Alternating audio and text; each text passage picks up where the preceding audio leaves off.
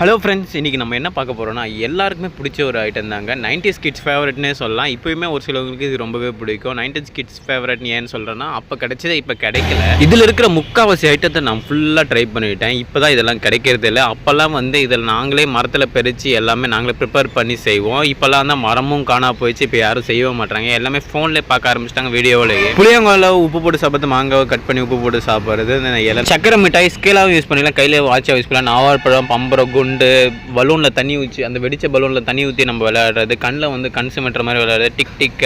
இது ஒரு சின்ன கேம் தான். நம்ம ஒரு நம்பரை நினச்சிக்கிட்டு நம்ம இதில் ப்ரெஸ் பண்ணால் அதில் எந்த நம்பர் நிற்குதோ அதெல்லாம்.